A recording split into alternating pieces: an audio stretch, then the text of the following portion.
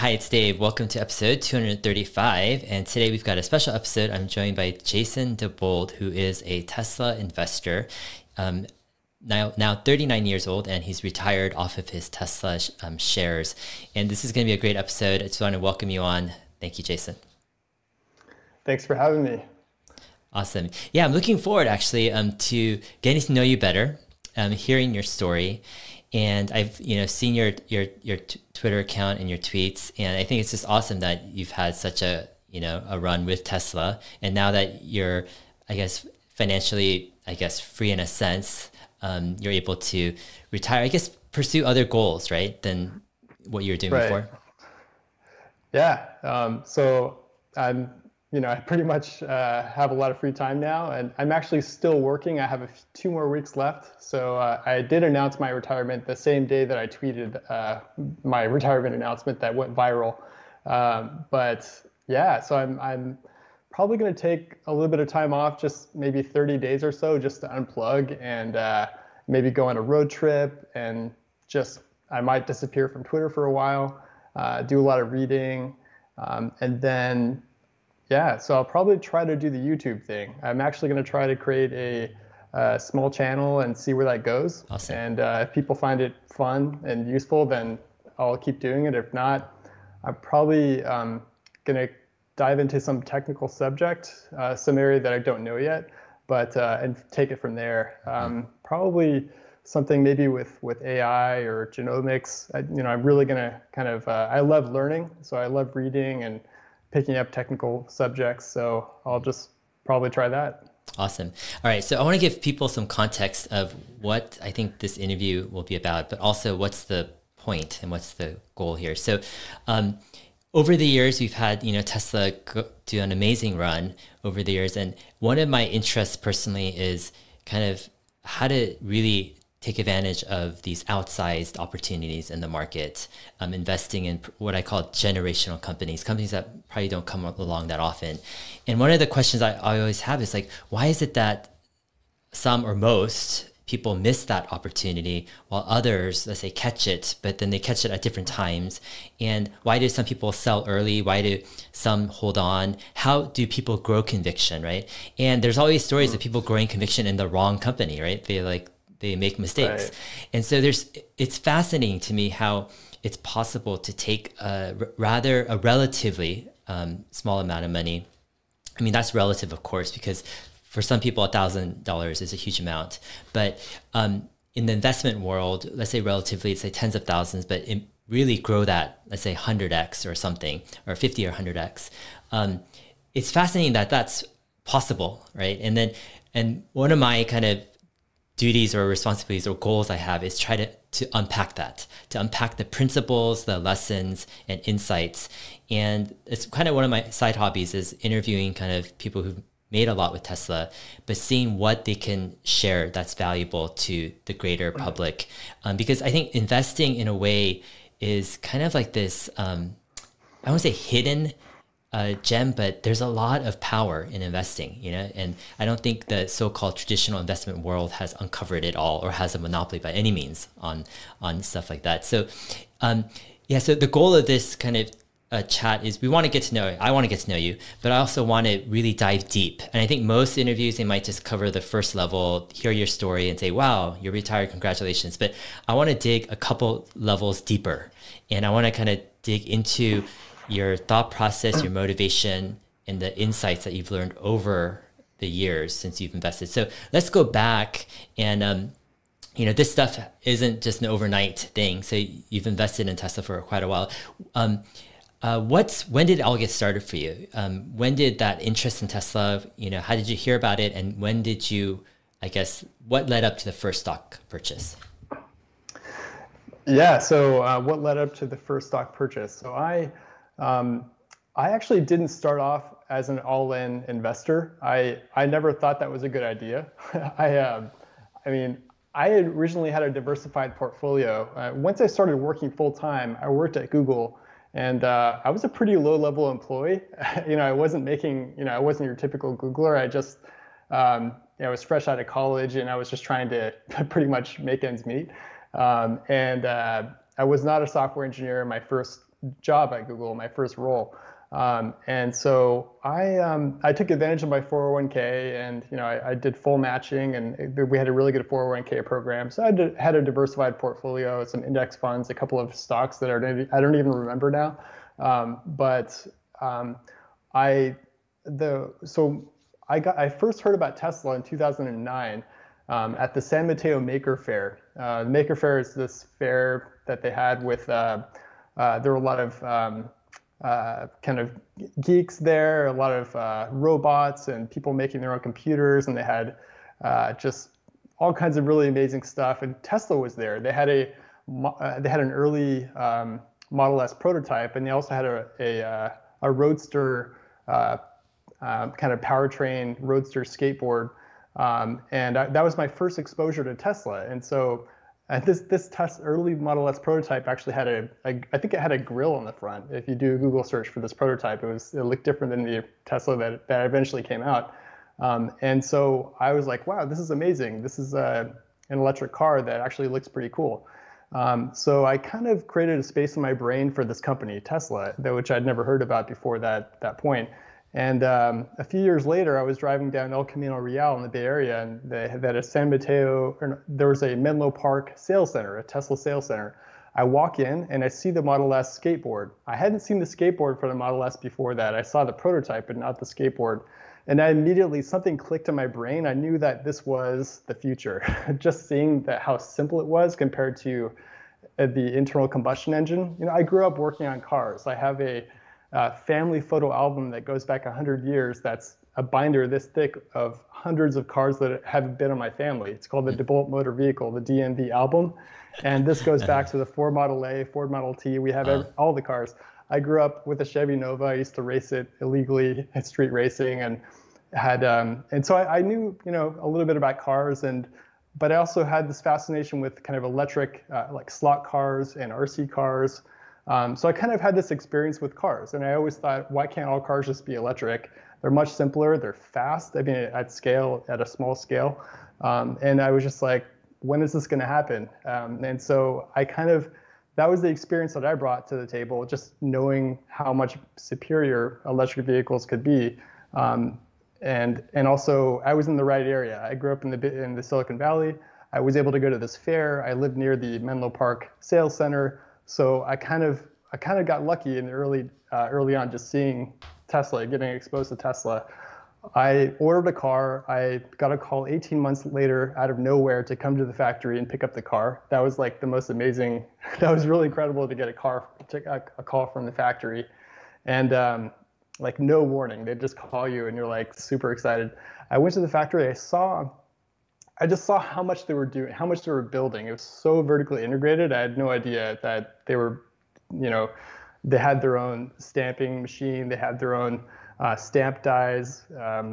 They had giant rolls of aluminum that they would stamp with, and just the amount of the robots and the automation was pretty incredible. So I drove the car home. That was my first time driving the car, and I realized that that the stock wasn't pricing in the success of the Model 3 launch. I had one of the first few thousand Tesla Model S's, Model 3, and so I decided to buy shares. So I bought 2,500 shares at $7.50 a share, and I just held on to those shares, and I continued to buy more for the next several years, and great.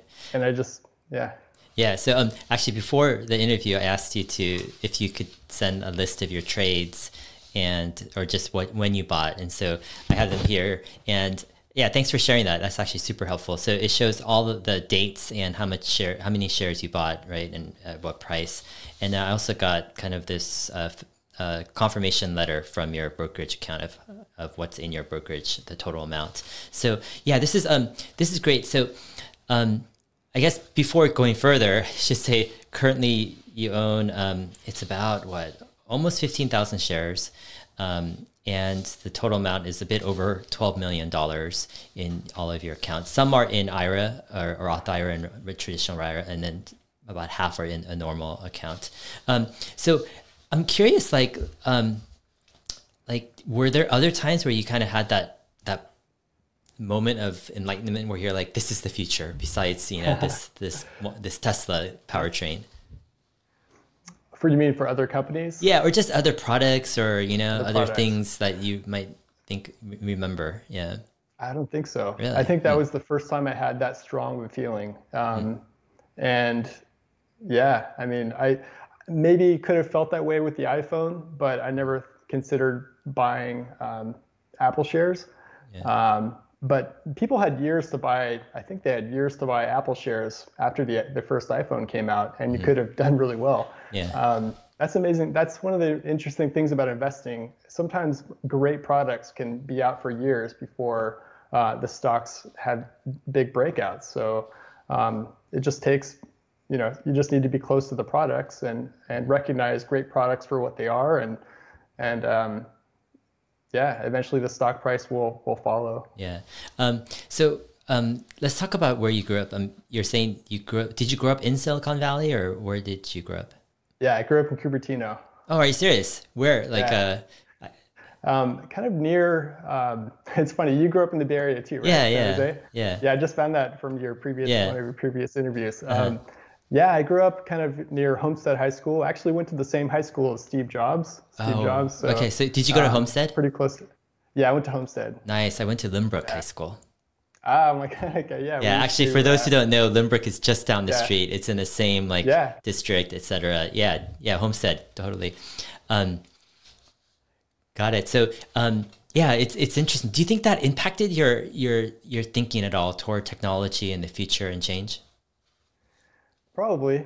I mean, I worked at a .com company pre 2000 bubble, pre .com bubble, and I saw people go from thinking they would be multimillionaires to crying in their cubicles and cussing at the CFO for cashing out on his preferred stock before things went south. So I was working in a tech company when that happened. I saw all the excitement and then just the crash. So I was able to see, I don't know if you would call it actually irrational exuberance, but I understood what hype was all about and how people can have kind of unrealistic expectations.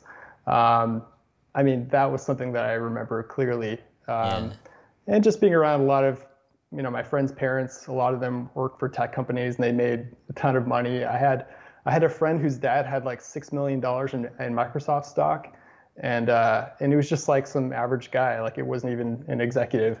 And I just heard, I think that's when I became familiar with like investing in stocks. And then my mother was also, she gave me a copy of Rich Dad, Poor Dad. And I read that, and that was probably my first exposure to just like passive income. And I think it was like 17 or 18. So, yeah. If you don't mind me asking, what did your parents do for their occupation? So my dad was a machinist. He grew up in Silicon Valley as well. When Silicon Valley wasn't really Silicon Valley yet, it was basically orchards. And then my mother was she worked in HR, and my stepdad, who I've had in my life for 30 plus years, he was an elevator electrician, and so, but I feel like I learned from all of them. I mean, my dad was very incredibly intuitive. He had a sense for. He never really went to college. Actually, none of those three went to college. My mom did finish her degree at some point when I was in high school, I think, which is awesome. But the two men in my life didn't go to college. But my dad was an incredibly, really gifted machinist and model maker, and he used to help me with school projects. And we had a milling machine in my garage. I had a lathe. I had a workshop, so I would build stuff for my car. Yeah, I grew up with a shop, and I think I also took a lot of shop classes when I was in middle school, so I think that actually helped me a little bit recognize how the potential with Tesla, and seeing mechanically how there's so few moving parts. It's just a superior drivetrain, and the technologies are so much better. So I was able to see that from my background with working with my hands and understanding mechanics a little bit, I was able to recognize Tesla for just, having an incredible product. Yeah. If you talk to, I think, a lot of average people, they don't really get that. It seems obvious to a lot of people, but people don't understand, like, just the ignition system of an internal combustion engine car is like incredibly complicated. Whereas you get into Tesla, it doesn't really have an ignition system. So I think about all the complexity that just is not there. The best, I guess it's like the best part is no part, or the best process is no process, that kind of thing, where there's just a lot of elimination of complexity and parts and things that it's just, some people get it and some people don't, I guess. Yeah. Yeah, I think one thing about building stuff and creating stuff is like, it's a process. It's not just like one thing. You make mistakes, you have to iterate, fix stuff, and it's quite complex at times. You have to solve a lot of problems. And for those who like building is like part of their upbringing and their background, that totally makes sense. I mean, it's one of the reasons why with my kids, I'm trying to like instill a building kind of culture and have them just like, they're like already, like my son is like from 3 years old, he could use like an electric drill, like do all this stuff and build stuff. So it's just awesome. So after high school, that's crazy. Homestead is like, it's a couple miles away from the high school I went to. After high school, you went to college. I think it was UCLA, right? Yeah, so I actually went to community college first, and I did that for financial reasons, and saved a ton of money. But I was able to graduate debt-free eventually from college. So, and I worked every summer. I couldn't really study abroad or anything. I had to work, but I learned a lot when I was working every summer. So I was able to graduate debt-free, and that allowed me to just invest heavily when I started working. I was able to live frugally and invest in Tesla. What did you major in at UCLA? I majored in business economics. Okay. Was that helpful, you think? What did you learn? It's the best. It was the best major. I feel like early on in my career, I kind of regretted not majoring in computer science, because I eventually did become a software engineer and a programmer. But as I get older, I realized actually my major really helped me with investing. So, in what ways?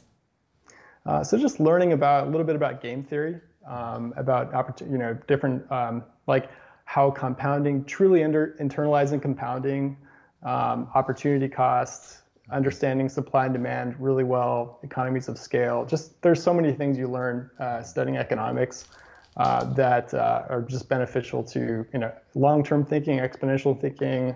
You understand. I mean, like, you don't really have to understand this stuff to become a good investor, but for me, it did help me a little bit.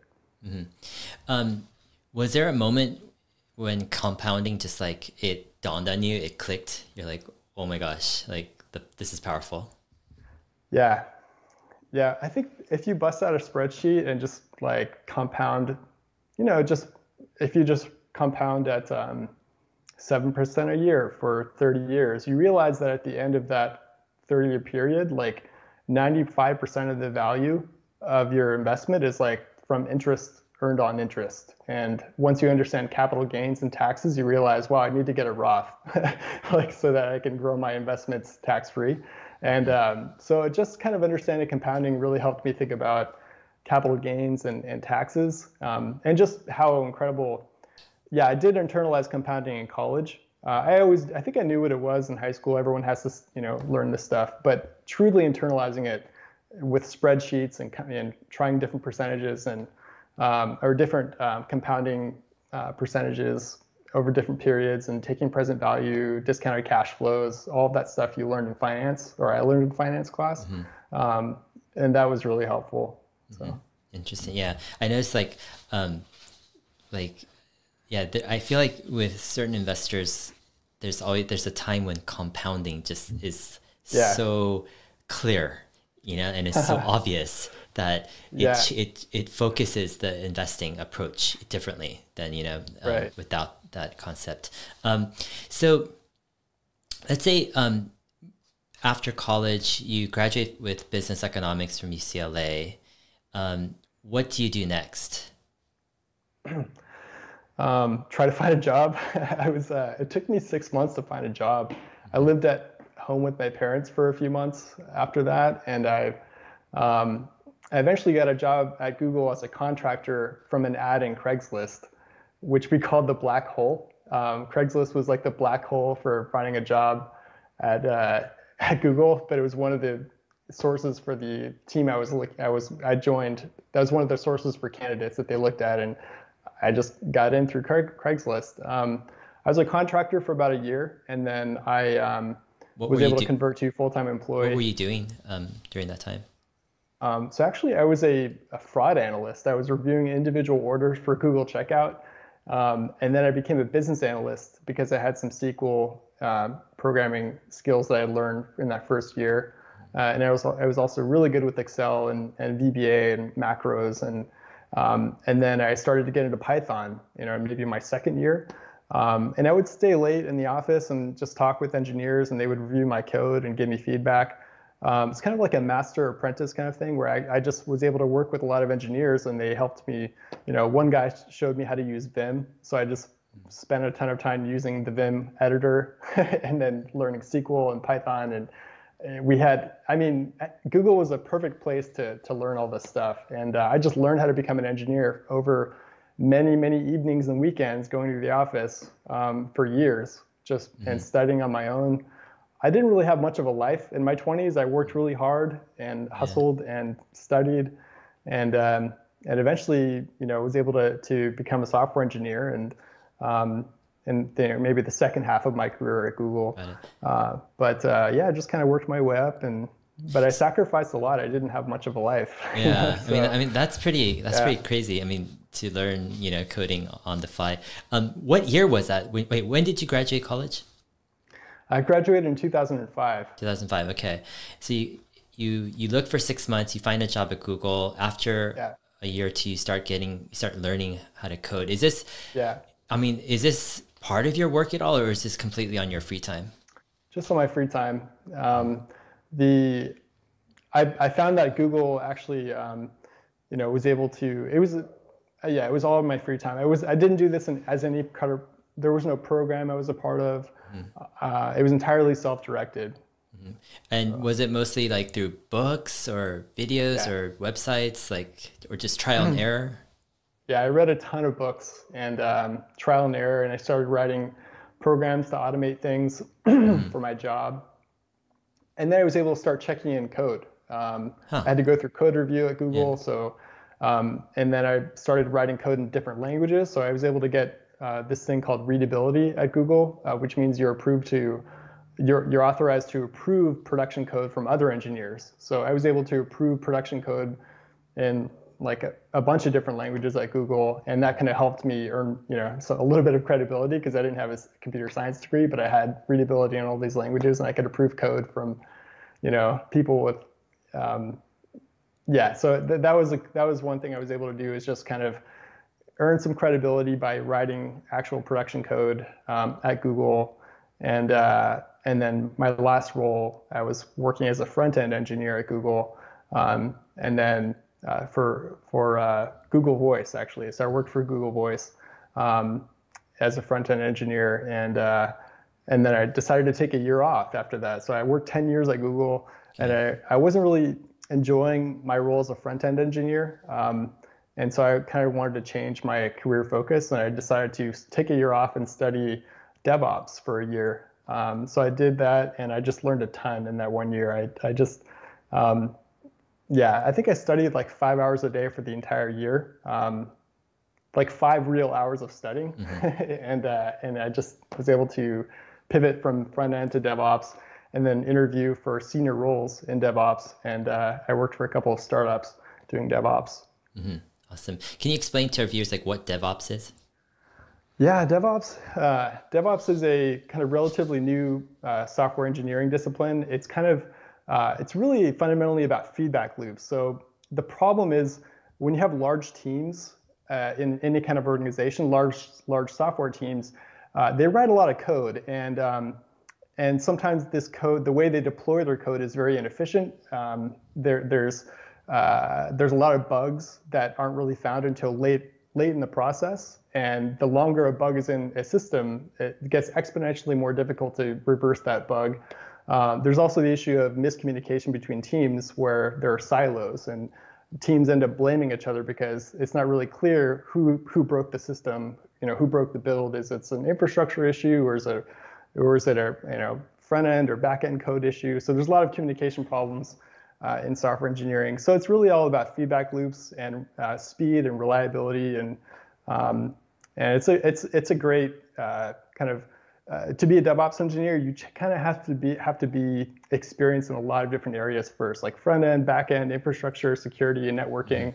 It's kind of like a field within software engineering that touches on a lot of areas, and there's also a little bit of project management. It was like the perfect job for me.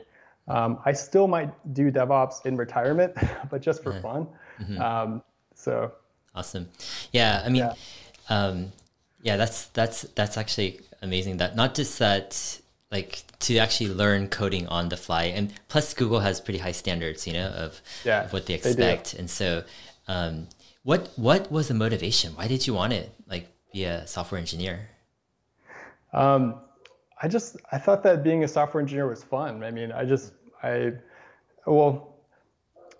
think initially at Google, I realized that was the way to get promoted as well, is to earn some engineering chops. And so I didn't really set out to be a full-blown software engineer. I just wanted to learn how to write code. And so I started doing that. I just let that, I just ran with that and continued learning.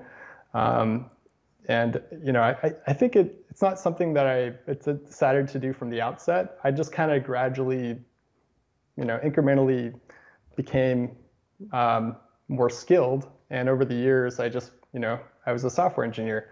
It's like I took pilot lessons for a long time trying to fly airplanes. And my instructor said, one day after many hours of flying, you'll be flying and you realize you're a pilot. It's the same kind of thing as a software engineer. For studying for years, one day I realized, wow, I'm a legit engineer. I can write code that runs in production for years, and reliable code, secure code. And so it just kind of dawned on me one day that I was like, yeah, I can pick up a new language in a week or two and write pretty decent code. Awesome. Has your software or experience, you think, has it impacted your investing at all? And if so, how? Yeah, that's a tough one. It probably has in some way. I just haven't really thought about that. But I think understanding software and how much you can leverage something with software, like how understanding software margins and how important software is in companies these days. I think that really helps, because all the best companies really have the best software engineers. It's like the ultimate form of leverage. So if you understand if you truly internalize how software works and how powerful it can be, then you'll look for companies that are hiring the right people that can write really amazing code to disrupt industries. Yeah, definitely. Yeah, I think in some ways, I also have some software background, and it helps me to kind of see that leverage, but to see sometimes some products are just because they're so software based and software focused, and they have such an advantage. You just see the future a little bit clearer because you understand, what the power of software really is. And exactly. It's pretty crazy. So going back to, you check out Maker Faire in 2009, 2011, you see Model S powertrain and Model S in Menlo Park store. You put in your order, 18 months. This is what, I think April or so of 2013, you get a call, come to the factory, pick up your Model S, right? Right. At that point, is it a big purchase for you? Are you paying full cash? Are you paying just putting in down payment? How are you justifying this purchase of a Model S, which is it's a pricey purchase, right? Yeah, it is. So I put down a $5,000 deposit in 2011, and then in 2013, in March of 2013, I got the call, and I think the car was $88,000. So that was a big purchase, probably biggest purchase of my life. So I actually bought. So I was married at the time, and I bought the car with my ex-wife. So we both kind of bought half of the car with cash. So I think I put in $44,000 or something. It was a big Yeah, I mean, it was a lot. I think if I had bought Tesla stock instead of the car for 88,000, it would be worth. I'm sure you could take a guess, right? I mean, what do you think it would be worth? Yeah, I mean, It's like, yeah, every $10,000 is well over $1 million. I mean, probably closer to 1.3 or 1.4. So I mean, depends. If you did 40,000, it could be 6 million. 80,000, what you're talking about, 12 million right there, probably. Yeah, exactly. Yeah. So that's opportunity cost, right? Exactly. But luckily, I did buy shares, and I continue buying shares. So otherwise, I would be regretting not buying. Not buying the shares. Yeah. So when you were taking delivery of your Model S in, I guess, you got the call in March? Did you pick it up in March or was it in April? Yeah, I picked it up in March. Okay. I think it was the VIN number was like 6,000 something. Okay. It was one of the first 5,000 or 6,000 Teslas. Got it. And then on your spreadsheet, I have April 1st, 2013, you bought 500 shares, it seems like. Yeah. Okay. So were you eyeing the stock at that time? Were you looking at your brokerage a little bit, or what happened? What triggered kind of that 500 share purchase? I guess post split is 2,500 shares. Yeah. Yeah. So let's see. I decided to buy Tesla shares on the drive home from the factory. I decided to buy, I didn't know how many I was going to buy, but I knew I was going to buy a fairly large position. But that ended up being about $19,000 for those 2,500 shares at $750, which is before the split, it was 500 at 37. And so I decided to buy on the drive home, but I think I waited a week or two. Like you said, in April, I think is when I made that transaction. So Got it. And then, so can you explain, like, what did that mean to you? So you're buying 500 pre-split shares at $37. The total amount is about 19,000. So 19,000, like what percent of your kind of cash on hand, or how big was your portfolio at that time? I mean, I'm supposing most of it was in your 401k. Is that correct? Yeah, 401k. I think for my non-IRA account, which is where I bought those 500 shares, I think it was probably about a 20%, maybe a little less than 20%, 10 to 20% of my portfolio at the time. Yeah. Okay. And then it wasn't like you're going all in on your first purchase by any means. And then you had another set of retirement accounts that are outside of your non-IRA stuff. So it was a relatively small purchase in a sense, bigger picture. How about your salary? I mean, you don't have to divulge stuff you don't want to, but like, how much were you making back in 2013 or so? Probably less than the average Googler. Probably something like, I won't give the exact number, but it was like, I don't know, it was over 100K. It was like maybe just for the salary part, but the total compensation, was, I don't know, it was well above 100,000 for the total compensation probably. Sure. By that time. I just don't remember. But Google compensation is kind of weird. They had, there's RSUs, restricted stock units. There's like 401k and all the perks that they have. There's really great benefits. So they kind of have, the overall compensation is much bigger than your salary. But it's somewhere north of, 100K. Got it. For the compensation part or just for the salary. Okay, just for the salary was like, I'm gonna say like maybe like, I don't know, 2013, maybe 130K. Okay, and then you had the compensation part for Google. Yeah. Okay. And then everything else on top of that. Got it. So 20,000, it wasn't the largest sum in the world, but it was decently significant. Yeah. Okay, got it. So you buy that, and how do you feel after that? Do you just forget about it, or what's going through your head back in April 2013? So it was a lot. It felt like a lot, and Tesla was expensive at the time. It always seems expensive. That's the thing. Exactly. Tesla always seems expensive. Great stocks are always that way. Yeah, I mean, and the thing is, when stocks split, it's like now you look back and you're like, wow, $7 was expensive. You know, it's like, so in hindsight, it's very, very clear. But at the time, it always seems like, you know, you're taking a big risk. There was a doubling or tripling of Tesla between, you know, in that, you know, around between March and June, I think it went from like $30 to $80 a share. So I almost doubled my money in just 3 months.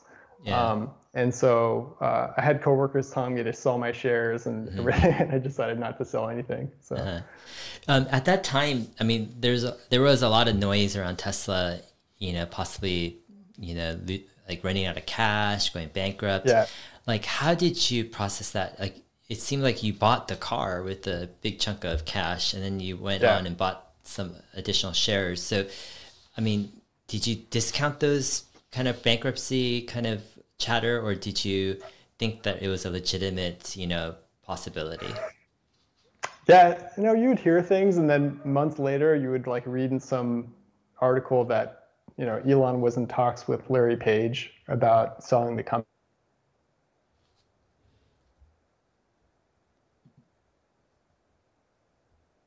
Model S ramp, and then the Model 3 ramp was kind of similar in that I guess he was trying to talk to Tim Cook about possibly selling Tesla. So I think during both the Model S and Model 3 ramp, they had some really close calls. But at the time, I just saw what was on the ground. I thought like the factory was amazing. The sales process was incredibly smooth. The car was incredible. You know, just as a consumer, they were killing it. They were doing really, really well. But from the business side, you know, if you look at their financials, I'm sure they were just burning cash. And I actually didn't really, you know, I looked at the financials a little bit, but I never really truly took the time to analyze them in detail. And that probably helped me. I spent a lot of my college days, like at UCLA, studying financials. I took something like 10 plus accounting classes. I learned how to read financials. That's not to say that I was experienced in reading them. I just, you know, I knew something about them. I just didn't I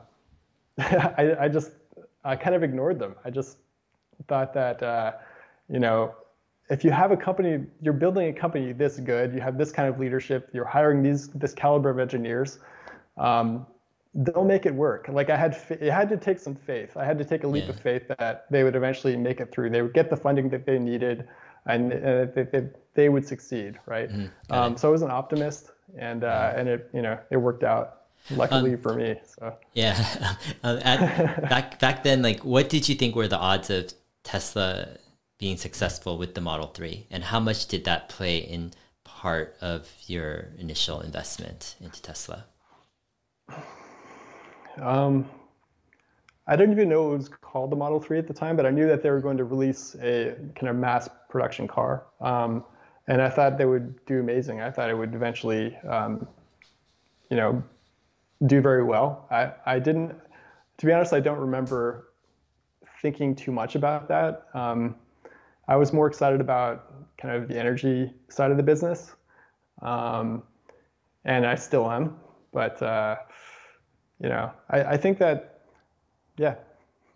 And at this time, let's say April, when you're making your first stock purchase, 19,000 or so, are you talking with anyone about it? Are you interacting, communicating with any other investors or websites or you know, anything? Like, are you just nothing clueless? I never talked to, just clueless. I never talked to any financial advisors. I didn't ask for feedback from a friend. I just did it because I thought, like, I just saw how misunderstood the company was. People didn't really understand electric vehicles. They didn't see, most people had never even actually seen a Model S or seen a Tesla, let alone driven one or sit inside of one.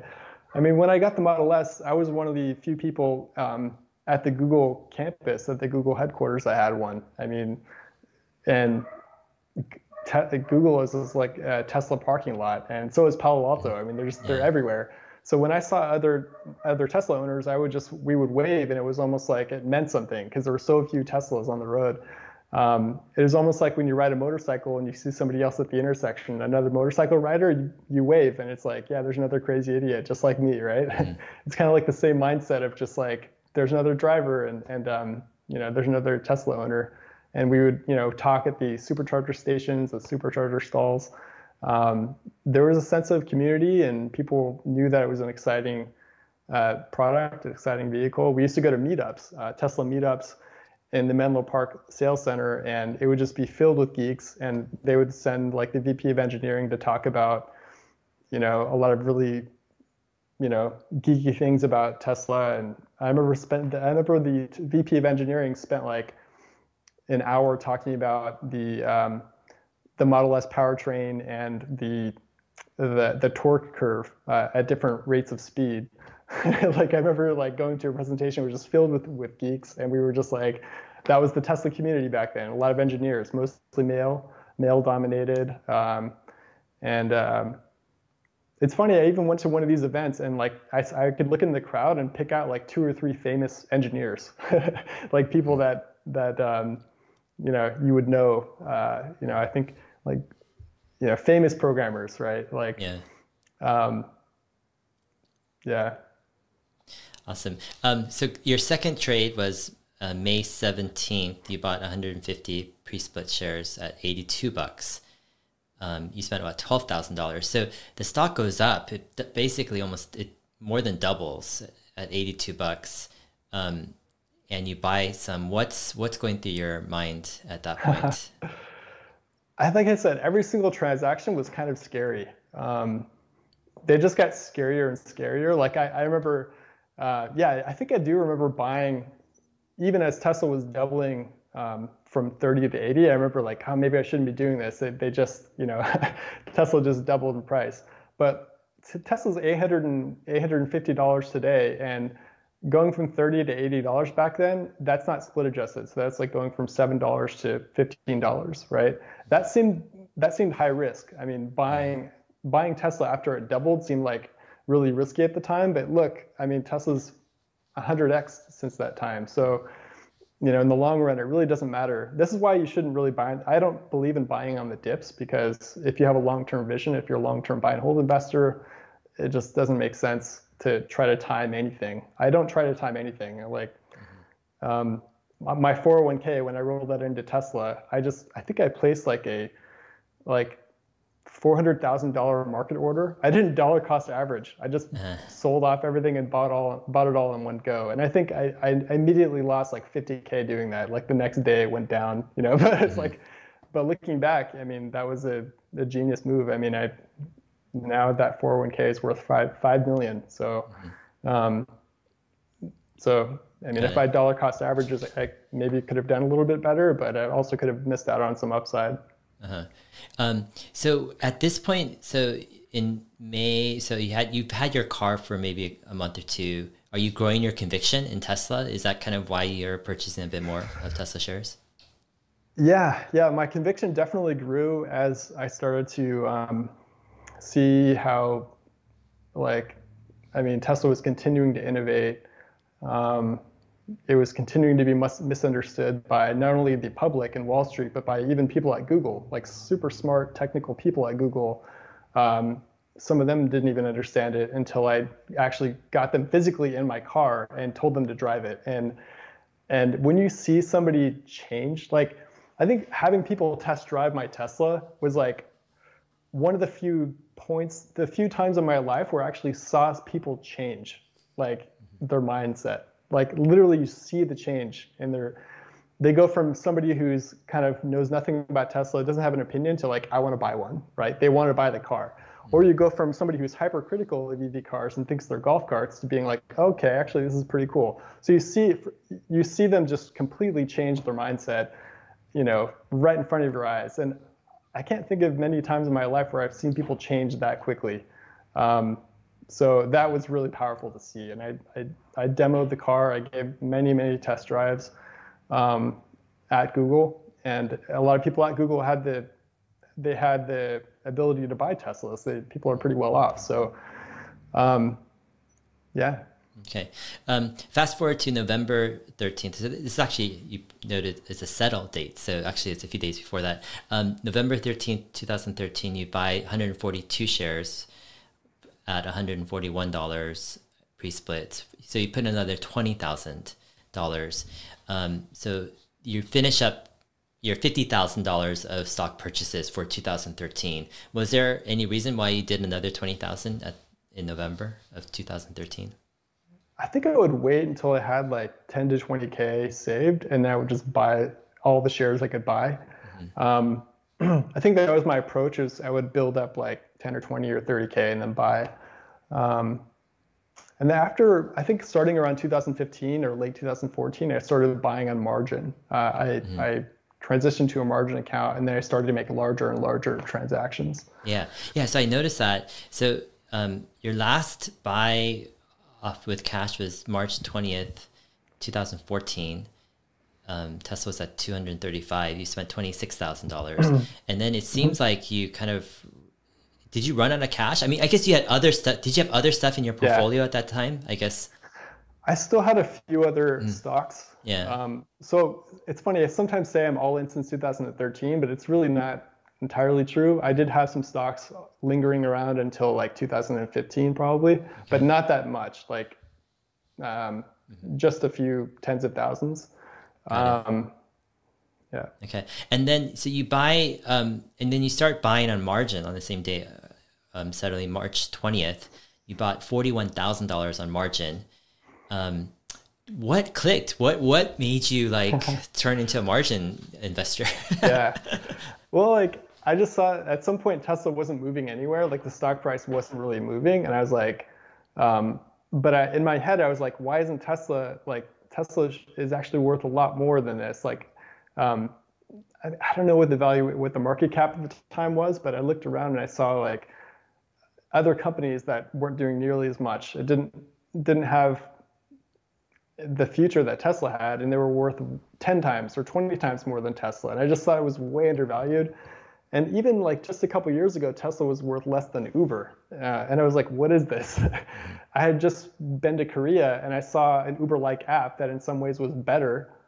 And I was like, Uber has no moat, and like anybody could just whip up an Uber app. Why is it worth more than Tesla? It just made no sense to me. I mean, I ignored the financials. I didn't really care. I just thought, okay, what is this company really worth? And yeah, I kind of ignored all advice from people who were financial advisors or supposedly knew how to write incredibly detailed Excel financial models. Like I didn't care about any of that. I just knew what Tesla was worth, and it was a lot more than what it was at the time. So that's when I started to build conviction and go on margin. I tried to find ways to buy more shares, and I discovered margin.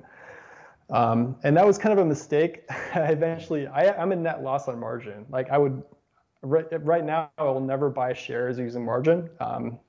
And I just feel like it's too risky. I don't trust myself with it. I want to go through your trades a bit and kind of walk through your margin experience. So in 2014, you ended up buying $82,000 almost of Tesla stock on margin. So you're starting to rack up some margin.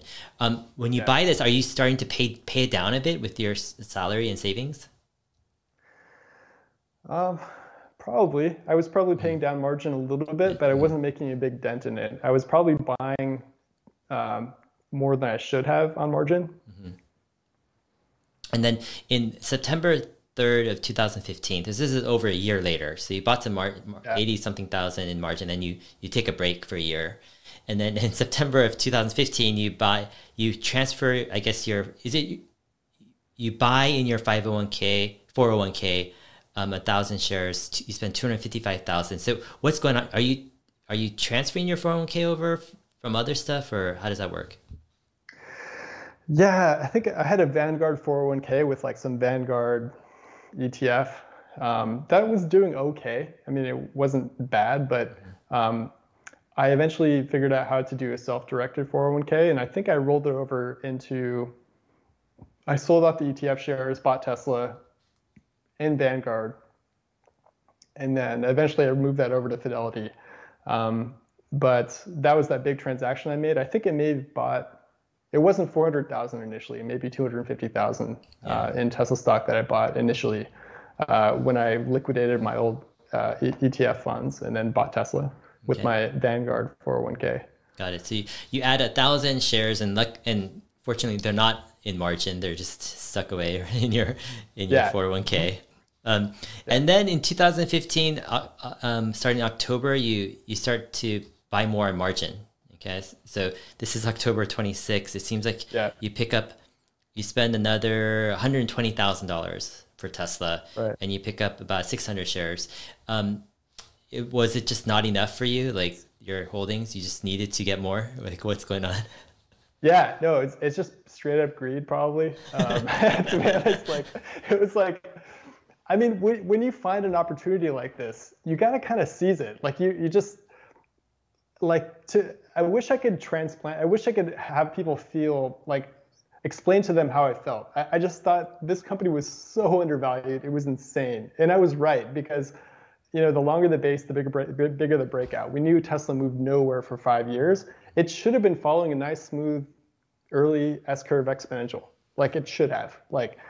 And it wasn't. It was just flat. And I knew that it was worth way more. And I just tried to get my hands on as many shares as I could, and I did it kind of recklessly with margin. Mm-hmm.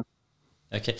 So let's continue this whole margin story. So this is actually fun for me because no, I totally feel, because actually I remember I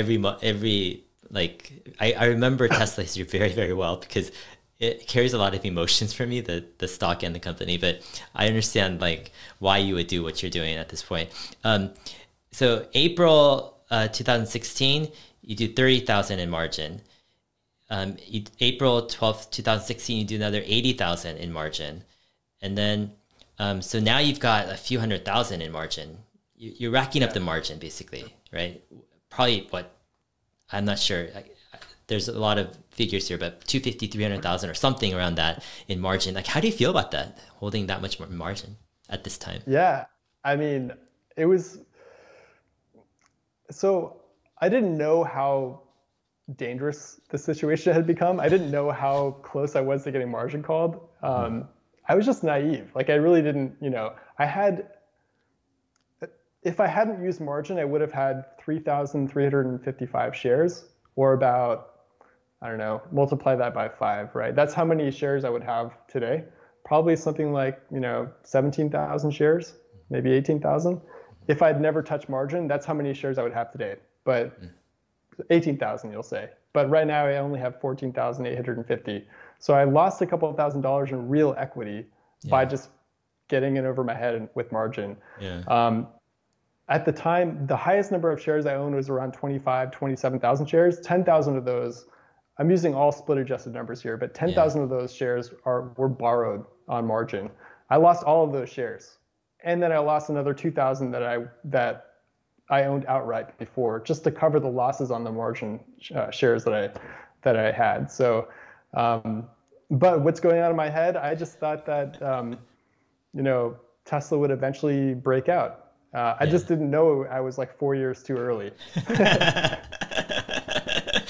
Yeah, it's great, man. Yeah, it's funny because during that time I went into margin, exercising a bunch of leaps, but I actually first, I don't know what it was. It's so fun, interesting watching your story too, because for me, I understood margin, I understood the risks. So I was I always kept it it was well under 10%, and I never was at risk of a margin call, because I was just and I was trying to pay it off as soon as possible. It's that was my focus, just you were smarter than me. I think I was 30. I was 30%. Yeah. I think I was just close to the maximum. I wasn't quite at the max, but I was I think, and also they doubled my margin maintenance at the worst possible time. After the funding is secured, 420 tweets. My margin maintenance went from 30% to 60%, overnight. Yeah. And that wasn't something I factored into my lazy mental model of how margin worked. I didn't realize that they could do that. Yeah. So yeah. That's one of the things that scared me about margin, because I knew they could change it like anytime, you know. Yeah. And you just have to pay up. You have no choice. Exactly. Let's go into that. So you buy more margin in 2016, 2017. You start doubling down on margin here. So June 2017, $230,000 purchase in margin, 650 shares.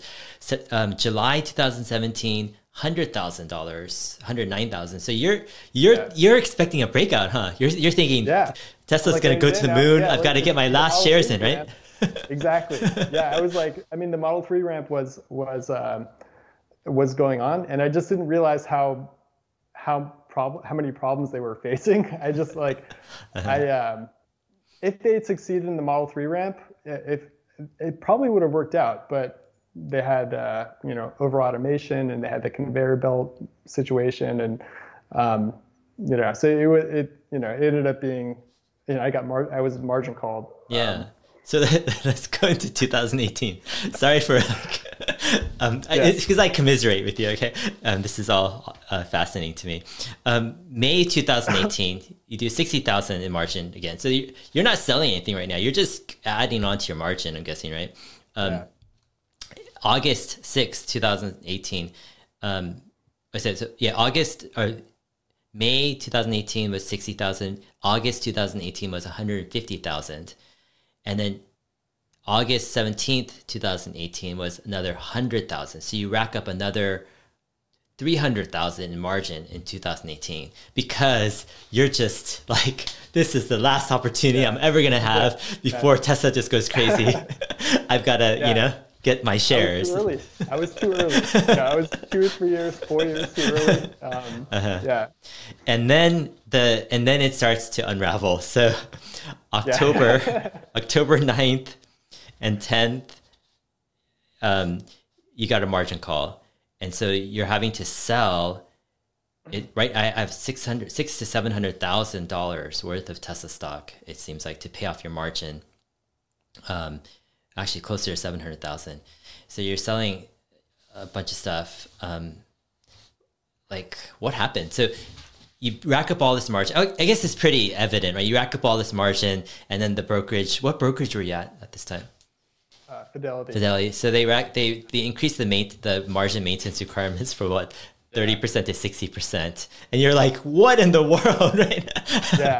You're like at the worst possible time, right? It's funny because I remember I was on the phone call. I was on a call with one of the service reps on Fidelity one day, and I was like, I had some questions about margin, and they were like, yeah, you're fine. Yeah, go for it. And they were like almost encouraging me to borrow more. And I was like, okay, I guess maybe it's not too bad. I should not have. I mean, you shouldn't trust your brokerage. Don't trust anybody you talk to on the phone. Don't borrow. Like, I would just don't borrow on margin to buy securities. Like, don't do it. I mean, anybody watching, like, just make sure I'm borrowing on margin right now to kind of live off of for retirement, but I'm only borrowing up to like 8% max. Sure. And that's what I'm comfortable with. But it's just a dangerous game. I would just try to avoid. Unless you're buying puts or whatever, there are ways to avoid. So how painful? Like, if you don't want to, dive into the painfulness, that's fine. But how painful exactly is this? I mean, you have years and years of thinking, my gosh, Tesla's gonna break out. I'm gonna double down. Borrow more money. Like, I'm gonna hold all these shares. I'll pay off, my shares later. Pay off my margin as it just goes crazy later.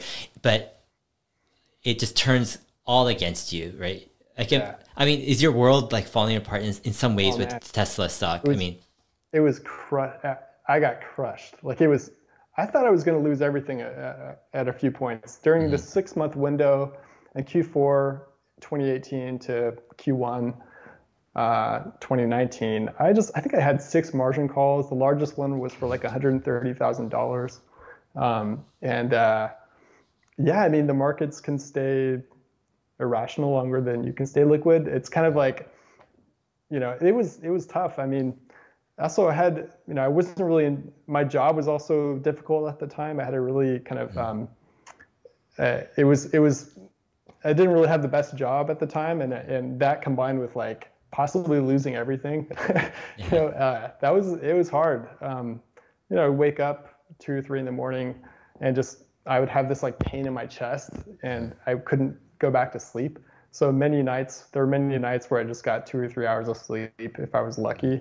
Probably the worst 6 months of my life. I mean, yeah, it sucked. Yeah.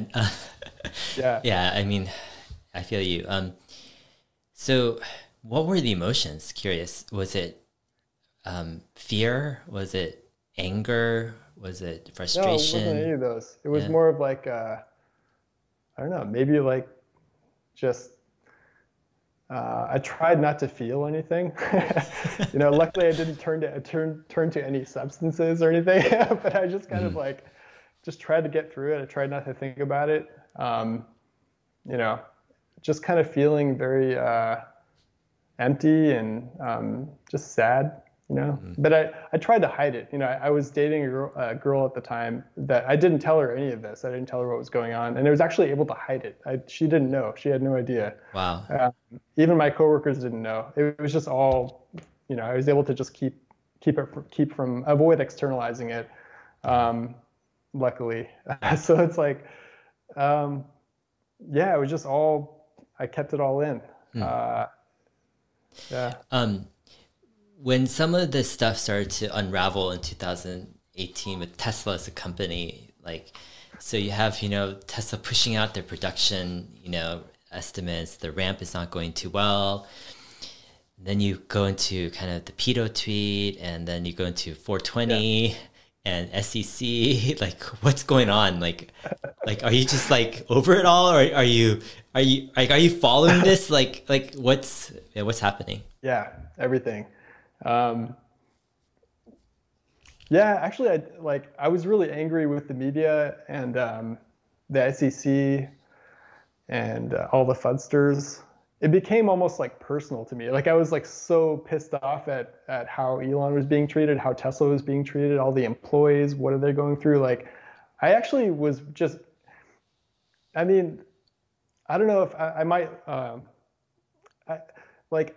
I felt like Tesla had to succeed. It just had to. And in a world, I kind of almost living in a world where Tesla couldn't succeed because of whatever reason, whatever manipulation, lies, greed, the oil industry, whatever they were up to no good,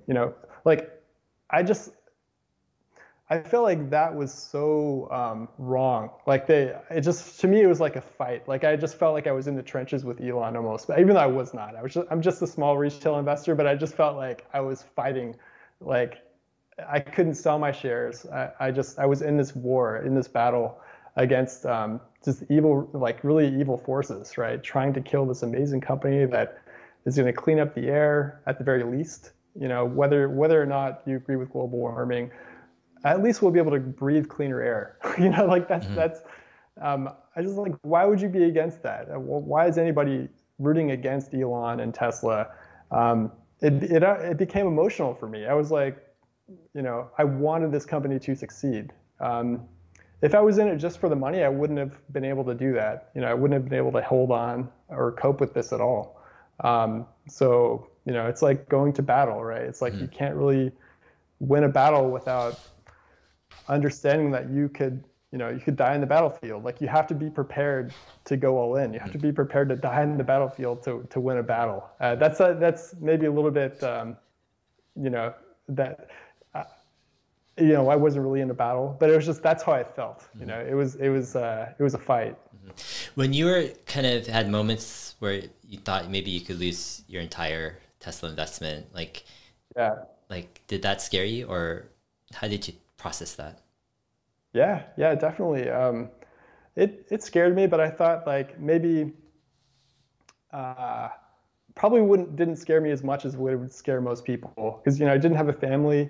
I have lived below my means for years, and I wasn't going to talk about this, but I'll give you an example of how I experimented with detachment and not being, not being too attached to having a nice lifestyle or having a lot of things. So there was a point in my life where I decided, I was paying a lot in rent. Why am I paying all this money in rent? I'll just, sleep in my car and see how that goes. I ended up deciding to stay in my Tesla, and I slept in my Tesla for a few weeks. And then so I stayed in my Tesla, and I realized, wow, I'm getting some of the best night's sleep I've ever had in my freaking Tesla. So I ended up just parking my Tesla in the Google parking lot, and I slept there for 6 freaking months.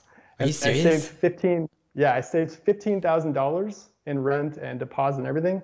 Took all those savings and bought Tesla stock, and that is worth 400K right now. Wow. So it was like just that, little bit of savings, I was able to make 400K, and eventually 10 years from now, that could be worth millions, right? Just that one decision I made. Wow, that's crazy. Sure, it was weird. I had no social life during that time. But Google had free food. We had laundry. We had free haircuts, free dental, gyms, showers. Everything was there. Like, why do you even need to pay 2 or 3 G's a month to rent an apartment? And I'm working all the time anyways. I was working 12 hours a day. So I just needed a place to sleep. And I just said, okay, I'll just, stick a mattress in my car and do that. So, and it worked out. I mean, I didn't think I was going to do that for as long as I did, but I was able to, like I said, turn $15,000 to 400K right now. And that could be worth in 10 years, $4 million or more. When was that period where you slept in your car for 6 months in the parking lot of Google? That was in 2015 or 16. Okay. Yeah, somewhere, maybe 2016. I think, no, it was 15. Yeah. Early 2016. I think that was it. Yeah. I remember doing it in the summer. It was I think it was 2016. Yeah. I mean, actually, could you move your camera a little bit centered just for a second? Yeah, cool. Because Google is the place to do it at if you're going to do it because they've got all the amenities, No, I mean, they even had an internal. There's an internal webpage that somebody wrote called "Living at Google," and it talked about how to do it. And there was literally there were probably dozens and dozens, or maybe even a couple hundred people doing this. Really? Wow. No, and this document, I'd love to be able to read this at some point, but it talked about which couches to sleep on, and it talked about if you're going to live in a van, here are the parking lots you can go to. That's cool. And here's how to it's super funny. The document was it was almost like a joke, but actually it was a legitimate guide on how to do it. Wow. And I knew one guy that lived on Google for, they're called G squatters, Google squatters. Uh-huh. So there's the G squatter community, and there was a guy that had been there for 6 years. He just straight up parked an RV, for 6 years at Google, and he had a canopy and beach chairs and everything. His rug. And the dude saved so much money. That is crazy. And, he had a dog and everything. It was hilarious. Wow. But he was a senior engineer, and a guy's probably making $500,000 a year. Seriously. And he's just, and there was also there's a mobile home park down the street from Google that apparently all the Googlers bought up all these mobile homes. And so, because it was way cheaper than buying a house. So you would drive through this mobile home park and see Teslas and everything. It's hilarious. That is great, man. I mean, that's something I'd love to do. I personally, I can't, it's my worst nightmare, not only nightmare, but I just don't like working for an organization or a company where I don't feel like I'm in control, making big decisions. But if I had to, for example, work in a situation like Google, and let's say there was an awesome opportunity like Tesla, definitely parking lot all the way, man. Totally. It was, it was an experience, right? So that was where I was able to kind of like have a rebirth. Like I realized like I don't need a lot. Everything I had was in that car.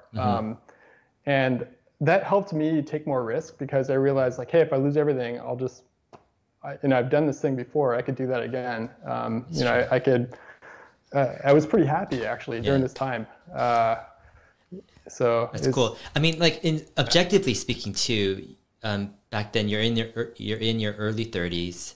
You've got a growing set of skills, right, with software, etc. You've got a good job. So yeah, if your Tesla goes to zero, you still have, your whole life ahead. It probably doesn't make a big difference. I mean, yeah, it makes a difference, but it's something you could, manageably overcome. Objectively, it seems. So let's move on to 2019. So you get another margin call in April 2019, but only for $15,000. It seems like you sell. And then you start buying in 2020 for 4 times, but it's not a lot. Probably about 30 or 40,000 in 2020. So that's kind of, it seems like that's kind of your story of your purchases, and surprising, like on the surface, it seems like you had like a rosy, bought a bunch of Tesla shares and it was like a fun journey.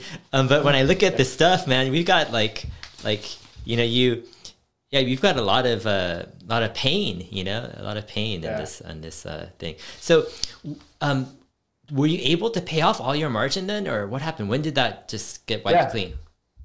Yeah, so I fully covered my margin, and that was all paid off. So right now I still have a margin debit balance, but that was like a new margin that I opened, and I used that to pay for part of the down payment for this house. So I actually just bought a house, and I love it. It's just like, this house is amazing, and it's got an amazing view of LA.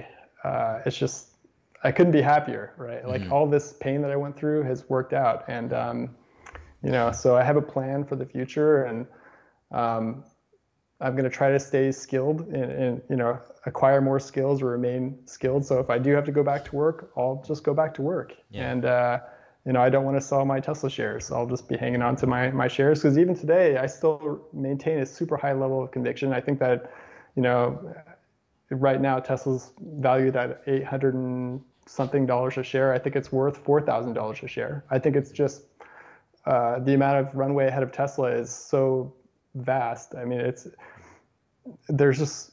almost like, I don't know if you want to get into this, but I could make a case that Tesla is like the new Standard Oil, but with software margins, right? So like, what if John D. Rockefeller had software back, when he ran Standard Oil, which became Exxon, Mobil, BP, and Shell and Chevron? All those companies were eventually, 100 years ago, Standard Oil was broken up because of antitrust into 34 different oil companies. And all of those companies became the largest companies in the world, right? So and he became the wealthiest, Rockefeller became the wealthiest man in history and remains the wealthiest man to have ever lived. He would be worth $400 billion today. And I think that Elon Musk could make John D. Rockefeller look like a pauper. So yeah, I have my notes. I want to talk about some valuation stuff too. Definitely lots of, actually I have a lot of stuff to dive into, so it depends on your time. I hope you have some flexibility. If I go over, just let me know that you need to go. So when did you was it at the margin calls, like that, I guess April 2019, your last margin call, where you said forget it, I'm just paying everything off? Or when did you just close like your history with your kind of margin? That was probably let's see, I think after the actually, I don't know. I've had a zero balance for a long time, for a couple of years, I think. So maybe 2016 is when I closed it out, or 2019. Sorry, 2019. Okay. So, but I had a zero margin balance for I think at least a year, and I just opened it up again to finance part of my down payment for my house. Got it. Yeah, so it's interesting, I guess, your experience. I think, it's a great lesson because it's what happened, and you made certain choices. And the interesting thing is, I think it should have worked out without the Model 3 ramp difficulties. Right. You should have a lot more shares than Yeah. But it's just that fluke of, it's just so hard to, you can't predict everything, Yeah. Yeah. So, but I guess in some ways you're lucky that you came out still with, the shares that you have, right? Mm-hmm. Definitely. Yeah, but almost 15,000 at least. So I'm curious, I guess, when you look back at your kind of Tesla investing, would you have, I guess, how have those lessons shaped you and changed your thinking with investing in the future? The whole combination of, I guess, finding a Tesla, perhaps seeing that, it came to fruition, but in a different way than you thought, maybe the path would happen. It was more painful than you thought. But how does that affect your view on Jason Debolt investing approach now versus, let's say, 7 or 8 years ago, or 7 years ago when you first started with Tesla? Yeah. So I can definitely handle losses much easier. In September 8th of last year, I think I lost $1.3 million in one day just from that 22% or 21% drop in Tesla that one day. Yeah. And I didn't feel anything. Maybe a little bit of a sting, but it was I didn't, for me, it was I don't know, losing, I already had many millions of dollars at that point, so maybe that was part of it, know, but because if I were to take a 20% loss, if I only had a few $1,000s, that's painful because I understand compounding. And if you take away that initial principal, the overall effect of that is massive. So, but yeah, just developing a stronger stomach, right? I've just been holding on to Tesla for years. I know quite a bit about the company. And so I'm able to handle just huge swings without really feeling much. So that's one thing, that's how I'm different today than when I was, back then. And I'm also less, I know I've kind of been, I know a little bit more about margin, right? So I'm very cautious with margin now. So a little bit more risk averse when it comes to borrowing, but I'm still strong. I have a high amount of conviction with Tesla. I feel like I've kind of shaped my life around either accumulating as many shares as possible, holding onto them, and just not selling. Even right now, I'm retired, but if something bad were to happen, I would go back to work, so I wouldn't have to sell my shares. So I'm prioritizing holding onto Tesla over my retirement, which is kind of unthinkable for people. But for me, it's that's the obvious thing. So. Yeah, especially after making it through, what you've been through. Yeah. What's your exit plan? Do you have an exit plan? Do you just hold on to these Tesla shares for the rest of your life? What do you do? Or do you sell at some point? What makes you sell? Do you have certain scenarios that could happen that could make you sell?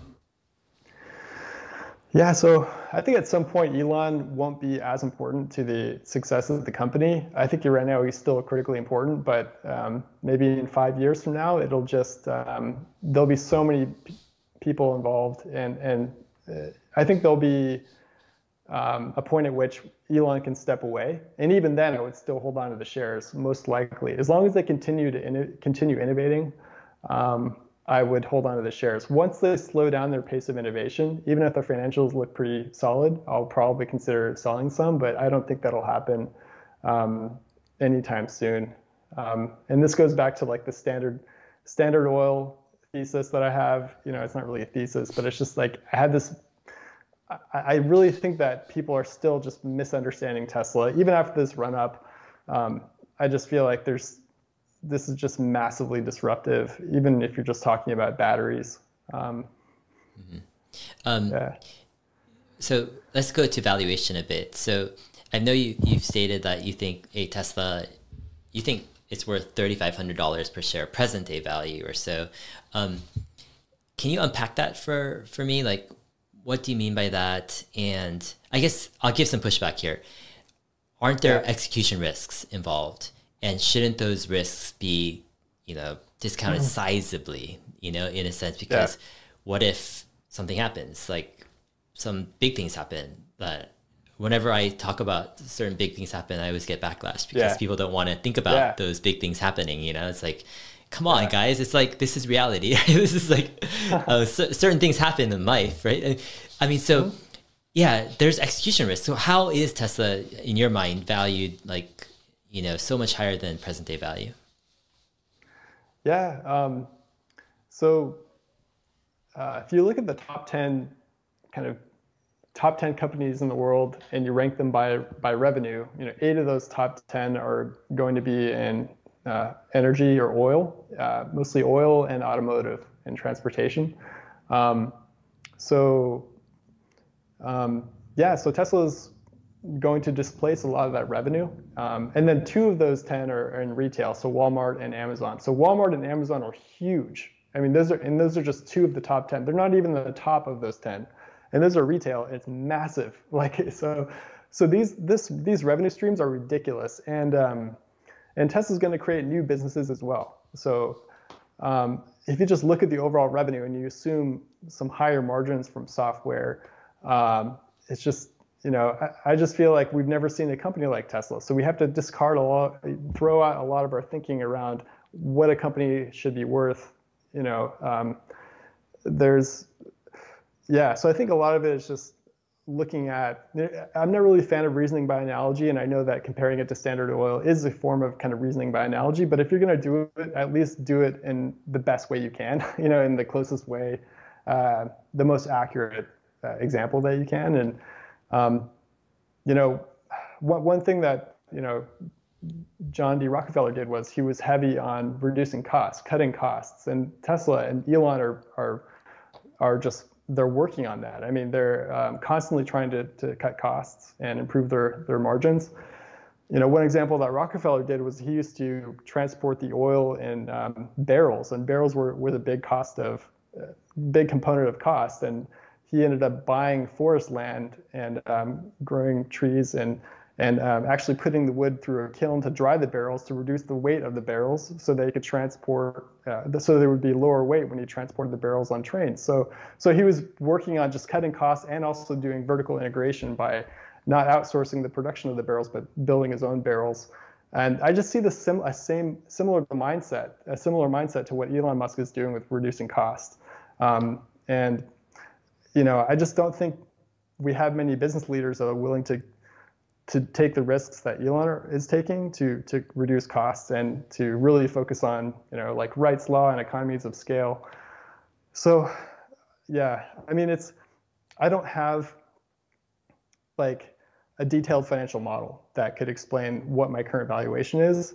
There are people that can do a lot better than me, a lot more accurate than me. What I do is I use my gut, and I just think that what I see in Elon and what I see in Tesla is something that I don't think we have anything in recent history that compares. Like, there's just no, like I said, even Standard Oil, like it's not even close. I mean, I think, just a few years ago, Tesla was worth less than Uber, and just now they just passed Facebook, which is a site that honestly I could care less about, and I've never given any money to Facebook. And I think, it's like, and yeah, I mean, there's how many internal combustion engines in the world? There's like 2 billion. How many trillions are in the energy grid and energy, our power grid and energy? Like those are massive, massive markets, and Tesla's just going to disrupt all of that. So if you just look at the addressable market, I mean, there's so much revenue that they're going to displace. Mm-hmm. Got it. Were you ever tempted to kind of try to get a job at Tesla to get like stock options or something? Yeah. I applied 2016, but I couldn't even get an interview. So it's like, Yeah, that was yeah, I mean, yeah, I think at the time I was, hoping to get an interview. I did get pretty far in the interview process with SpaceX, but with Tesla, I guess I just wasn't a good fit for that particular role that I applied for.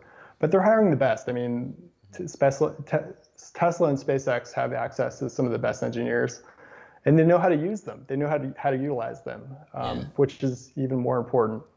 A lot of big tech companies don't really know how to utilize their engineers. There are a lot of people that they hire the best. I think Chamath has talked about this a lot, where if you have all the money in the world and you own a sports team, you own a basketball team, you're just gonna like buy all the best players and then put them on the bench, right? Like you can, because you can afford that, and that's what's going on with Google. And a lot of tech companies, they're just hiring these incredibly talented people, and they're just sitting on the bench. Whereas Tesla really everyone is accountable. People are working on the right projects. There's a lot of growth, and there's a huge appetite for risk taking. So they're just utilizing their engineers a lot better, I think. Yeah, I mean, I definitely agree with that. In some ways, I feel like what separates Tesla and SpaceX, like Elon's companies, from a lot of these other tech companies like Google, Amazon, Apple, etc. It's like Elon knows how to make these engineers and smart people very uncomfortable. Like for example, like I know quite a few Googlers or ex-Googlers, and visiting Google and hanging out with some people. It's like there's a sense at Google, like the culture, and this is just my personal observation, I could be wrong, but there's a sense at Google that like everyone here is really smart. It's like that's like the priority. We are going to hire smart people, and so the whole thing is like you as a Googler, you feel that sense of pride that you're amongst the smartest people, like in almost the world, basically, right? You were chosen as one of the smartest, and what a privilege it is to work at such a smart company with so many smart people, right? I hear that a lot, right, from Googlers, and you have a lot of like PhDs and masters is like basically almost nothing. It's just like the accomplishments are just like amazing, and there's a sense of like I wouldn't say complacency in a way, because Google does they do. You're right on. There's that, but they do push certain goals, but it's different than the goals of Elon. For example, Elon's goals, they mean something. Like they have Earth and universe like impact, like lives and history shaping stuff. It's not so much like, hey, we need to hit a KPI. We've got to get like 5% more, users or more revenue, or, we've got to increase engagement, or it's not that type of goal Elon's after. Elon's after like, hey, our planet's hurting. We have to speed this up or else, and it's this whole like unknown of whether that goal is going to be met or not. And everyone has to play a role to try to make it work.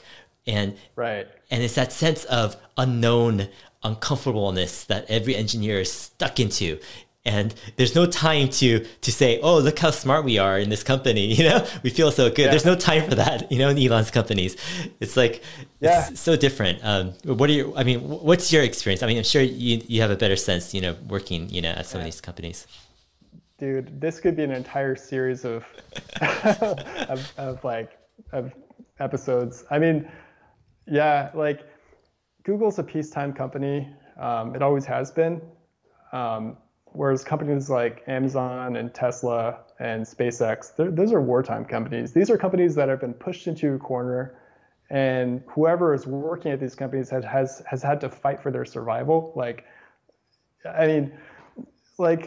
Google basically had a monopoly with search. They had an incredible product, and then they were able to add, to introduce the ads business, the AdWords business on top of Google, an incredible revenue machine. And basically all the hard work was done in like the late 90s and early 2000s, and they've just been riding this revenue for years and years and years. So this is going to sound a little bit more negative on the Google side, and Google does hire some of the best people I've ever worked with. There were times where on some of the teams I was on at Google, there would be like 20, 40 engineers. I literally thought I was like the dumbest person. And on those teams, and literally the least educated too. But I had the same role, the same title, the same job level and everything. Somehow I got into these teams without having any CS degree or anything. And it was doing pretty well. But like, I just felt like, dude, these people are so much smarter than me. And I mean, they were like, you're talking about the PhDs, statisticians and stuff like that. They had, you know, I remember going to a talk where they were talking about where the statisticians, they have this giant team of statisticians that are working on, they do a lot of experiments on the placement of text for their ads and the font sizes and font colors. And they're doing like tons of experiments on just running Bayesian analysis on like which font types and which colors will incrementally drive up ad revenue, right? And so you have these incredibly talented people just working on like font sizes and colors and how to just squeeze out a little bit more revenue. And I just think that's kind of sad. And you know, like I said, a lot of the hard work was done, and people that are hired at these companies don't really add a lot of value. This is a very controversial opinion, but whereas at Amazon, so Bezos and Musk are very similar in that they're both like ruthless, like they just cut the crap, and they understand how to be more efficient, how to leverage their engineers. Like Bezos wrote a famous memo on like how they need to move towards microservices and use APIs in the early 2000s. He literally like threatened people with their jobs. Like, you're going to be fired if you don't expose an API in your team. And he wrote this incredible memo. And that's like, that kind of leadership is how you scale companies like Amazon and Tesla. You have to really hold people accountable and demand like massive change and innovation. And if people aren't doing that, you fire them, right? And Elon fires people, Bezos fires people. I just don't see that kind of thing happening at a lot of other tech companies that are cushy and academic, and people just, you know, like there's a movie called The Internship, maybe 2012, 2013 with Vince Vaughn and Owen Wilson. Yeah, so this company was like, I mean, there's a movie about how it's just like, it was a comedy, but they filmed this movie on the Google campus. I was actually in the movie as an extra, and they presented Google as this like amazing place to work, super fun, everyone's young and attractive, and it's just like college part 2, right? And that's kind of like what it was. That like wasn't far off. I mean, in that movie they did, you know, almost everybody in that movie was a Googler, right? So, and you know, it was. These are really comfortable places to work, but they're just not quite as innovative as you would be led to believe. Yeah, I think it's fascinating.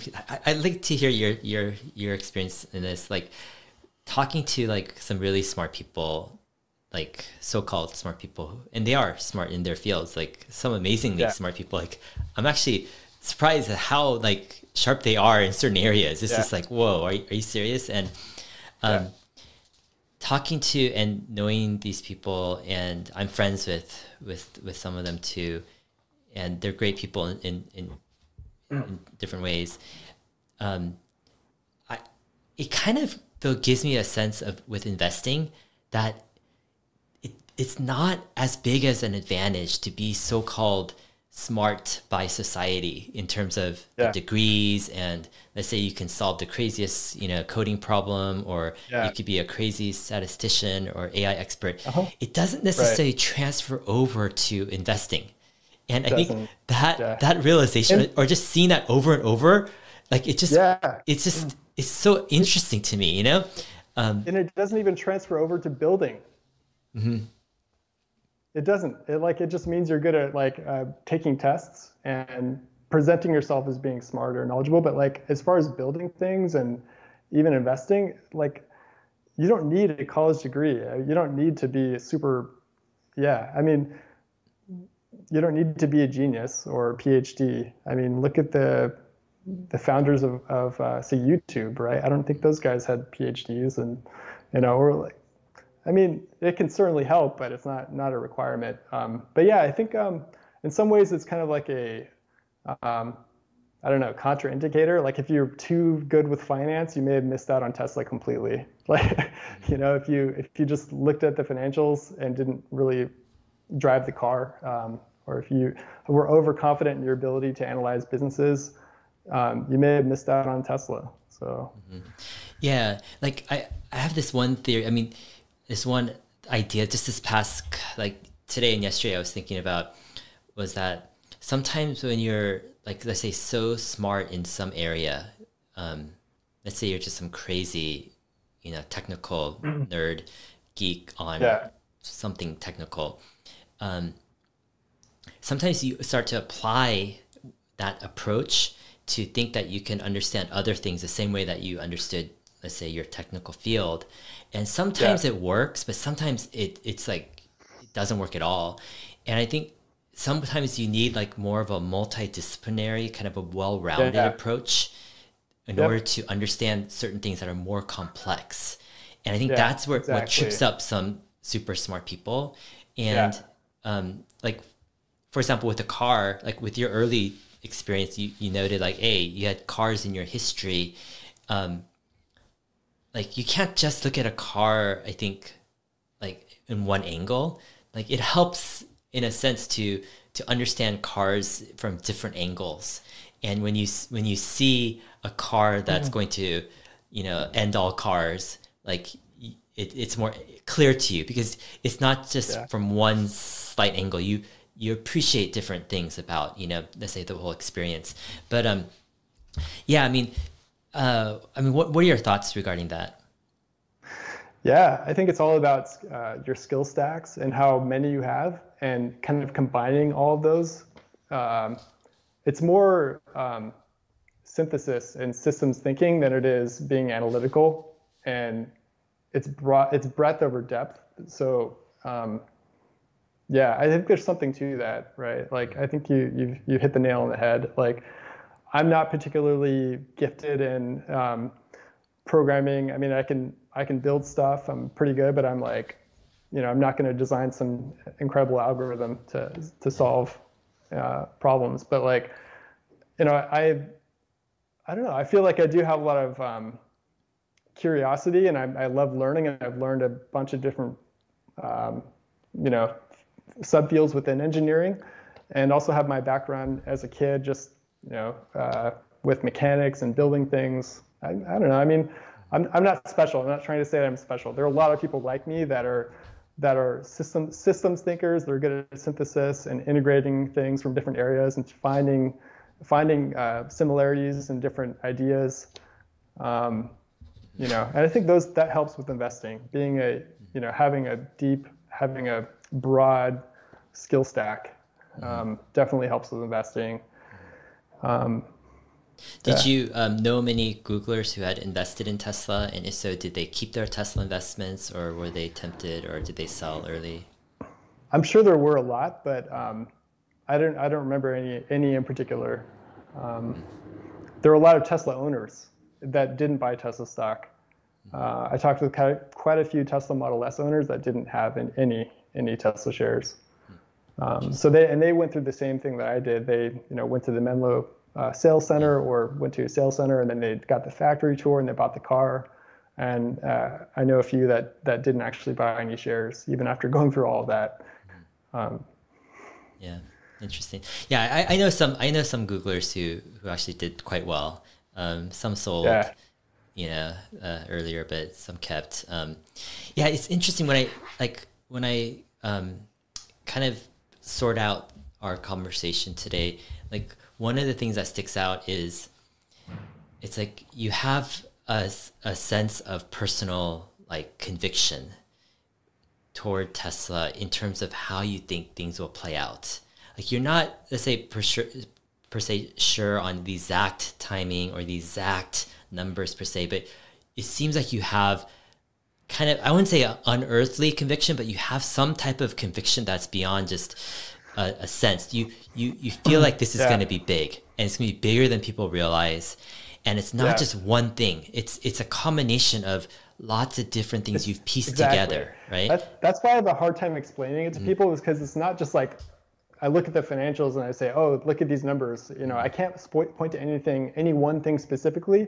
It's like hundreds of things that if you just think about them all together and synthesize them, you just can build a picture of like, what this company will be in 10 years. And I think all of us are wrong in modeling Tesla because nobody knows what's going to happen in 10 years. There's going to be new products introduced, new revenue streams. There'll be, so I think everybody is going to be wrong. Yeah. So. Like just in our conversation today, like what I picked up, I just wrote a few notes here, is like your conviction in the future of Tesla. It's like, it's rooted in a lot of these like insights where you're picking up like something's going on that Tesla has a huge advantage in. Like, for example, the power of software, what's going to happen, and the margins, and people aren't catching this, like the quality, let's say, of the product. Or you're looking at Elon Musk and his management style, his ability to fire. Like we could go on, like the ability of Elon Musk to fire, you know what I'm saying? Yeah. Like that is such an underrated skill, like underrated thing. And people don't, like, it's not, no one teaches that in terms of valuation, how to value a company or whatever. Like, but when you see Elon Musk fire, like there's something about that, that it's an advantage. Like, especially if you know what you're doing, and if like he does. Exactly. Another thing they do is they hire from within, or they promote from within at a very high level. Like that's what they did in Standard Oil as well. Like John Rockefeller actually did that a lot in Standard Oil, if you read about the company. And so, that's huge. Yeah. So, and then you talk about kind of, let's say you join in some history with Rockefeller, Standard Oil. You join in like cost cutting and not just cost cutting is cool, but it's like, there's something about cost cutting that's beyond what people realize, like especially with technology and the lower certain products becoming cost, it opens up huge new markets. And then you talk about like new products that Tesla can roll out in the future, some which we don't even know about right now. But like all of these things plus others that you've probably gathered, like you're piecing them together in your own way, and it's the result is you're like, wow, I've never seen a company like this, And honestly, like it hasn't been a priority for me to write all these down. I'm kind of lazy. I probably should have been writing all these down for years, but I mean, like there's just so many examples of, just there's lots of small things, right? That when you look at them together, there's, I don't think anybody can really compete with them. I think they've already kind of have a monopoly at this point in a lot of areas. So, interesting. So here's I was just looking at your Twitter account. I'll link it in the video description for those who want to follow Jason. Ross Gerber tweeted, "I'm a fan of Jason Debolt, and I still think he should sell some of his Tesla stock, maybe 2 million out of 11 million, and put it in municipal bonds. I did that bomb, firm believer in locking in some wealth." So the story is what you had a conversation, I guess a Zoom call with Ross, and he wanted you to sell some of your Tesla. He thought it was wise. So what was going on through your head, and why didn't you take his advice? Well, first of all, I reached out to his firm because I just moved to LA. I knew they were based out of Santa Monica, and I was looking for a trust attorney and maybe some people to help me out with taxes. So I thought maybe I'll just reach out to Gerber's firm, to Ross's firm, and see if they could refer me to some people. And I talked to a guy named Brett. I forgot his last name, but one of Ross's associates, and really cool guy. So he said, yeah, like I can get you on a phone call with Ross, and we can have a beer or something. But because of COVID, we can't do that. So we'll just get on a Zoom call. And that was a really fun call. I think we talked for like an hour or something like that. But he told me a lot about the cannabis industry and some other investments, and he's really bullish on that. And he's like telling me I should buy a house. It's like he's like, dude, you could have an incredible life. Like I want to do a Ross accent at some point. Like he's so funny. Ross is great. Like I really had a good time talking with him. He wants me to sell some shares. I disagree. I don't want to sell any shares. But I can see I know where he's coming from. Like his mindset is very different from mine. He's looking after hundreds or thousands of clients. Financial managers can't really take a lot of risk, because if they take too much risk and something bad happens, all of a sudden, they're going to get overwhelmed with calls from their clients who will tell them to sell. and just they have to manage risk in a very different way. And I can manage my own risk pretty well. But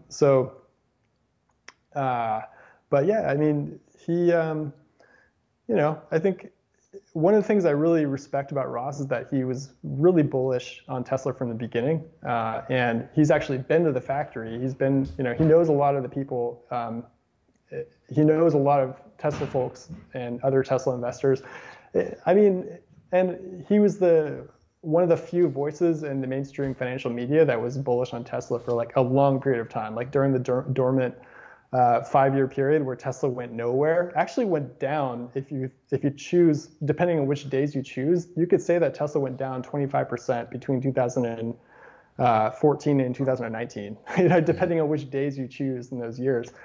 So he was one of the few voices out there. And so I really respect him for that, for really being a believer in Tesla in the beginning. So yeah, I mean, I'm a fan. Yeah.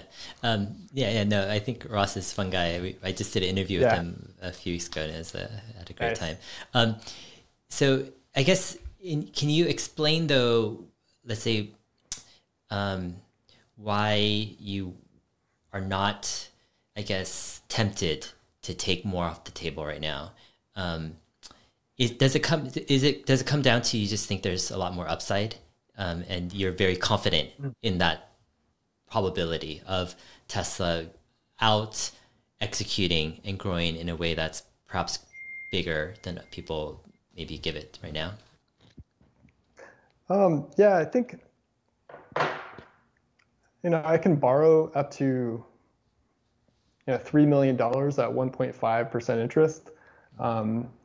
And I'm not going to borrow that amount, and that would be crazy. But, I'm going to borrow up to 8%. So $80K for every $1 million in appreciation of my liquid assets. I can borrow pretty comfortably. I don't need any more money than that. I don't really, I have my house.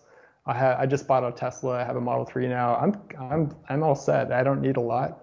What am I going to do with that money? I feel like, Chamath actually has a really good opinion on this, about how, like, what are you going to do with the money when you sell Tesla? Like, where else do you want to put it? And I can't think of a better place to put it. Am I going to just put it? Am I going to let it sit in cash? Like, I don't think that's a good idea.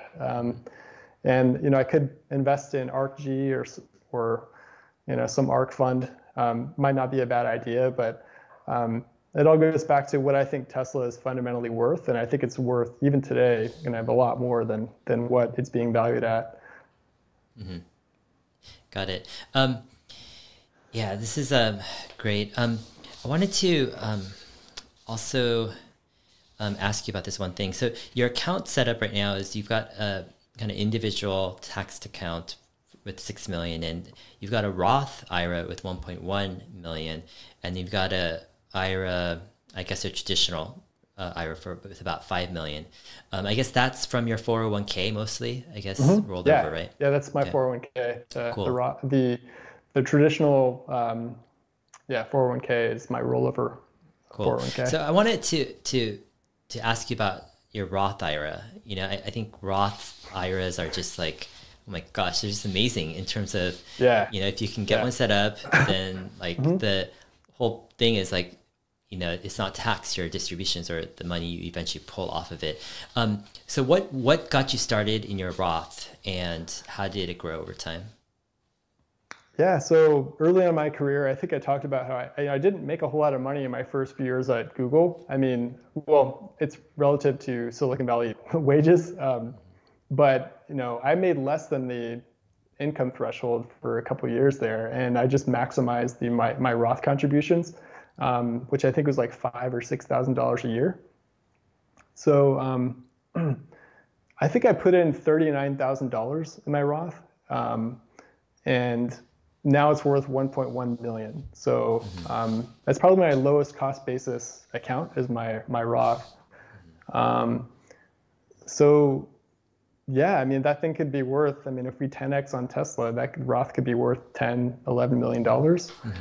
And the capital gains on that are tax-free when I'm 59 and a half. So I think just my Roth alone could finance my retirement, possibly. So yeah, Roth is something that I think more people need to understand. I think it's more important to understand your Roth than it is like how to invest or what stocks to buy. Or, you know, I think it's like people should just, when they turn 18, just find a way to get some money in the Roth, or maybe even earlier than that. I don't know what what your legal age is to be able to, you might know, but you know, what age can you start adding to your Roth? I think, you know, there's some strategies that you can get your Roth in early, like your parents can pay you like for chores and stuff. Oh, like God, I wish I'd done that. Yeah, I worked a lot growing up. You know, I paid for my own car and everything. Exactly. Yeah, Roth, man, and yeah, I'm a big proponent. Like, get started early. Like, put in max you can, and that thing can grow like crazy without taxes. All right, Jason. I want to wish you the best. I'm excited to hear about your new YouTube efforts. Definitely keep me posted and up to date. And yeah, would love to, you know, have you back on the show, chat about more Tesla and investing. It's been definitely a fun time. Do you have any other, I guess, concluding thoughts or things to share? No, I just, you know, thanks for having me on. It's kind of a trip to be on your show after watching you for so long. So, and I've, you know, watched your shows from the beginning. So, yeah, thanks again. I look forward to being on your show again. Definitely. Awesome. Yeah, I think it's a great thing. I want to bring together people who can share, I guess, value and things to help others, you know, because like this journey, it's like, yeah, I kind of feel a bit for you in the sense of the pain of your margin calls, because I feel like, I think there's some people who could have helped kind of shed more light on the risks earlier on. But I think, you know, as we bring insights, experiences, lay them all out, like this is immensely valuable stuff, you know? I mean, it's just crazy, but yeah, appreciate it. Cool. Okay. Well, thanks, Dave. All right, we'll see you, Jason. Take care.